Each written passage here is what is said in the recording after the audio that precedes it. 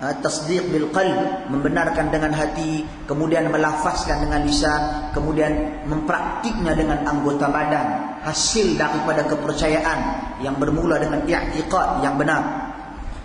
Kemudian selepas daripada iman dah ada benda ni, tuan-tuan dan puan sekalian, datang ihsan. Bila kita dah ada iman, kita nak mempraktikkan iman kita. Jadi dalam nak mempraktikkan iman, sudah semestinya melalui arahan-arahan, perintah-perintah yang Allah Subhanahu wa taala turunkan kepada kita.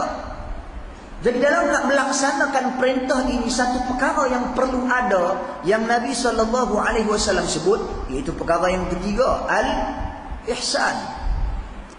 Maka al-ihsan, kata Nabi SAW dalam hadis yang kita sebutkan tadi, iaitu kamu sembah Allah seolah-olah kamu melihatnya, dan sekiranya kamu tidak melihatnya, maka dia melihat kamu. Jadi al-ihsan menggambarkan di dalam ihsan ini pertama sekali adanya Islam.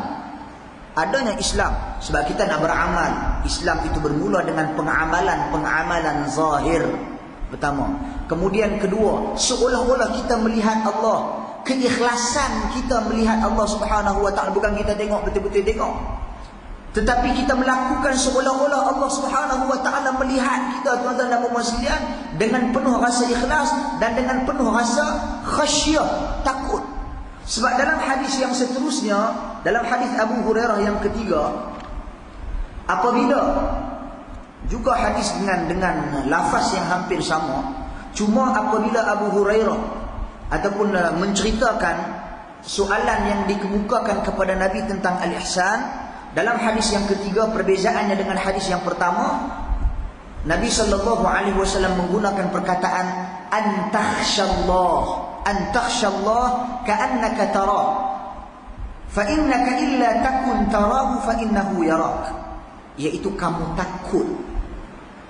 takut kepada Allah Subhanahu wa taala seolah-olah kamu melihatnya, dan sekiranya kamu tidak melihatnya, sesungguhnya dia melihat kamu.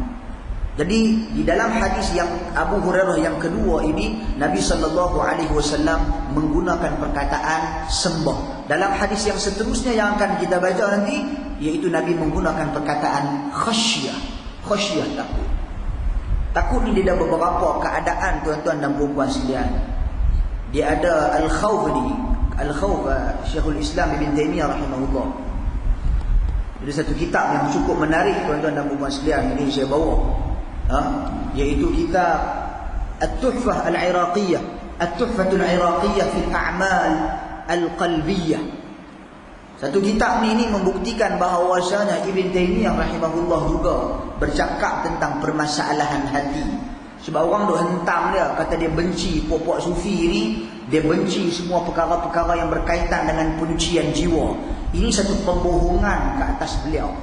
Dan Ibn Taymiyah rahimahullah dalam kitab ini membicarakan secara panjang lebar tentang persoalan amalan-amalan yang berkaitan dengan hati. Antaranya, tuan-tuan dan puan sekalian, benda yang disebut sebagai al-khawf wal khasyah. Takut ni lagu mana? Di mana beliau membahagikan takut ini menurut pandangan beliau kepada 4 keadaan, 4 situasi. Yang mana takut yang pertama iaitu al-khawf, kata beliau. Al-khawf kata beliau iaitu satu ibaratun an ta'allam al-qalb bisababi tawaqqu'il makruh fil mustaqbal. Iaitu satu keadaan, bila sebut khauf ini, satu keadaan, satu ibarat yang menggambarkan tentang sakitnya hati disebabkan jatuhnya ke dalam hati kita satu perasaan yang tertentu, yang dibenci untuk masa akan datang.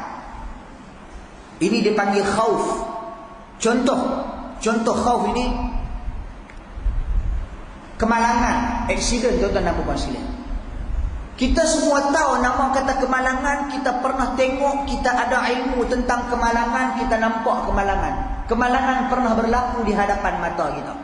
Walaupun kita sendiri, kemalangan tidak pernah berlaku ke atas kita mungkin. Tapi kita tahu nama kata kemalangan ni, aksiden ni, lagu ni bentuk dia, lagu ni keadaan dia. Jadi kita tuan-tuan dan puan sekalian, dalam jiwa kita dia ada khauf. Aku takut dengan kemalangan. Padahal kemalangan belum menimpa kita. Jadi khauf ini menurut Ibn Taymiyah rahimahullah, ini merupakan peringkat pertama dalam takut. Peringkat yang bawah sekali dalam takut. Kemudian naik sikit peringkat dia, iaitu khasyah. Kata beliau khasyah yang mana ia lebih khusus daripada takut ini, daripada khauf ini, iaitu khasyah ini disusuli dengan pengalaman dan pengetahuan orang yang pernah aksiden. Dia pernah kemalangan, dia pernah kena langgar, ataupun dia langgar orang. Jadi tuan-tuan dan puan sekalian, sudah semestinya dia takut dengan kemalangan itu lebih takut daripada orang yang tak pernah mengalami kemalangan. Seperti mana Ibn Taymiyah mengulas firman Allah Subhanahu wa taala, "Innama yakhsyallaha min ibadihi al-ulama." Sesungguhnya orang yang paling takut dekat Allah siapa dia? Para ulama. Pasal apa? Pasal para ulama ini mereka memahami agama. Mereka faham akan agama. Man yuridillahu bihi khaira yufaqihu fid din. Oleh kerana Allah Subhanahu wa taala nakkan kepada mereka kebaikan, Allah fahamkan mereka dengan agama. Bila mereka faham dengan agama, mereka tahu halal haram, mereka tahu yang mana sekiranya mereka melakukannya Allah murka, Allah jauhkan mereka daripada Allah, Allah masukkan mereka ke dalam neraka, Allah jauhkan daripada rahmat dan sebagainya. Maka timbul rasa takut hasil daripada pengetahuan dan pengalaman. Itu khasyah. Kemudian lagi kata Ibn Taymiyah, takut yang seterusnya iaitu ar-rahbah. Kita selalu disebut at-targhib wat-tarhib. Targhib ini satu benda yang kita nak cerita dekat orang, tujuan dia kita nak tarik orang supaya seseorang itu menerima kebenaran yang kita nak bawa. Contoh kita baca hadis-hadis tentang kelebihan-kelebihan beramal. Kalau kita buat lagu ni, dapat ganjaran dia lagu ni. Jadi nak tarik orang, nak tarik minat. Begitu juga tarhib, untuk menakut-nakutkan orang. Jadi ar-rahbah ini kata Ibn Taymiyah diambil daripada perkataan ar-rahb, iaitu huwal khawf ma'al im'ani fil harb minal makruh, iaitu takut yang disertai dengan satu perasaan berusaha untuk melarikan diri daripada perkara yang kita takuti tersebut. Kita tak suka benda tu, takut dekat benda tu, kita berusaha untuk lari. Ini dia panggil rahbah. Halus perbincangan ni tuan-tuan dan puan sekalian, halus. Jadi jago sufi pula ya. Kemudian seterusnya, yang keempat, ini peringkat yang tertinggi menurut pandangan Ibn Taymiyah rahimahullah. Takut peringkat tertinggi iaitu al-wajl. Seperti mana disebut oleh Allah Subhanahu wa taala di dalam Al-Quran, alladzina idza dzukirallahu wajilat qulubuhum. Wajilat. Yang mana di antara orang-orang yang beriman yang digambarkan oleh Allah Subhanahu wa taala di dalam surah ini, surah Al-Hajj, iaitu di antara ciri-ciri orang-orang yang beriman, iaitu orang-orang yang mana apabila diperdengarkan kepada mereka ayat-ayat Allah Subhanahu wa taala, minta maaf surah Al-Anfal. Apabila diperdengarkan kepada mereka ayat-ayat Allah Subhanahu wa taala, akan bergementar hati-hati mereka.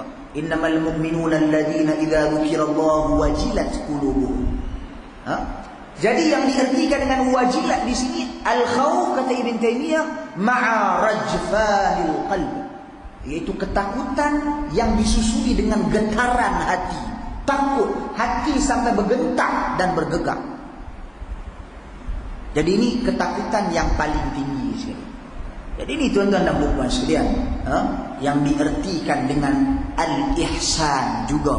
Hasil daripada kita betul-betul kita nak fokus, nak melakukan sesuatu ibadat, sesuatu perkara kerana Allah Subhanahu wa taala, yang mana seolah-olah Nabi gambarkan seolah-olah kamu melihat Allah, dan sekiranya kamu tidak melihat Allah, Allah Subhanahu wa taala melihat kamu, menggambarkan kepentingan kita bersedia dalam melakukan setiap amalan. Yang mana kesediaan itu bermula daripada Islam, kemudian disusuli dengan iman, kemudian disusuli dengan ihsan, yaitu antara ciri-ciri ihsan yang Nabi gambarkan adalah